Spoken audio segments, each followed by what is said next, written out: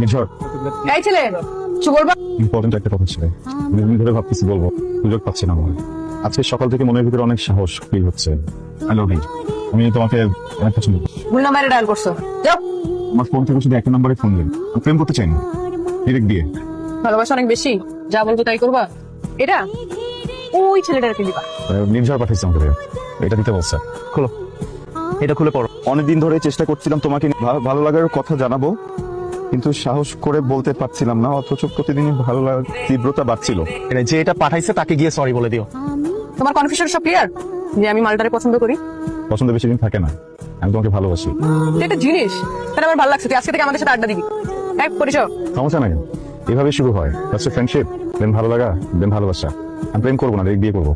এই মালটারে যদি পছন্দ না করতাম আজকে বইটা দিতাম। তুই জানোস না স্যার কেমন, আমার বইটা তো এখন লাগবে।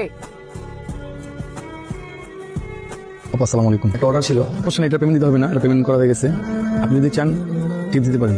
প্রিয় নির্ঝর, তোর মুক্তা ঝরা দাঁতগুলো আমার ভালোবাসার মতন শক্ত না, সারা জীবন থাকবে না, তাই যতদিন আছে হেসে নে। ইতি, আমার দিক দিয়ে তোর প্রেমিক, তোর দিক দিয়ে তোর বন্ধু নুহাস। তোমরা কি কেউ লুকাই আসো? Happy birthday. কেউ কিন্তু এগুলা কি জন্মদিনের জন্য ধন্যবাদ? এই যে পৃথিবীতে তুই ভূমিষ্ঠ হয়েছিস, এর জন্য অনেক অনেক ধন্যবাদ।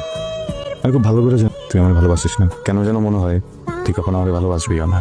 আমি কি যেন ভালোবেসে ফেলছি। আমি কি করবো বল, হয়ে গেছে তাই না? তুই না ছেলেটা অনেক ভালো, অনেক অন্যরকম। প্রত্যেকটা মেয়ে তার জীবনে তোর মতো একটা লাইফ পার্টনার চায়, কিন্তু তুই আমার জীবনের রং টাইমে আসছিস। নির্ঝয় পাঠাইছে ভাই আপনার সাথে।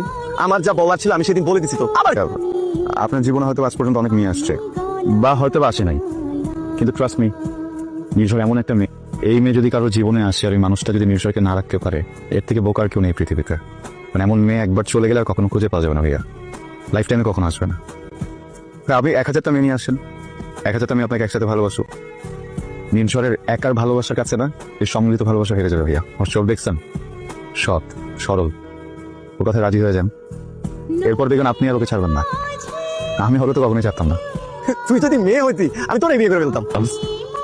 তুই তোর সময় নষ্ট করতেছিস, তোর উচিত কারোর সাথে এঙ্গেজ হয়ে যাওয়া। আমার সার্কেলে অনেক সুন্দর সুন্দর মেয়ে আছে, মানে মাখন। ফ্রেন্ড সার্কেল বাদ দে, দুইটা কাজিন আছে দেখতে এত সুন্দর, আমার মতো চোখ বড় বড়, আরো বড়। তোর না পছন্দ করার মানে কোনো উপায় নেই। তুই চাইলে আমি একটা সেটিংস করে দিতে পারি। যে আমি কি কখনো তোর রিলেশনশিপে বাধা দিচ্ছি? না তোর পার্সোনাল লাইফে বাধা দিচ্ছি? না। তাহলে তুই কেন আমাকে বাধা দেওয়ার চেষ্টা করতেছিস? তুই যদি আমার কপালে থাকিস, 1000 আব্বুর আসলেও তোকে আটকাতে পারবেন না। তুই আমার কাছে চলে আসবি।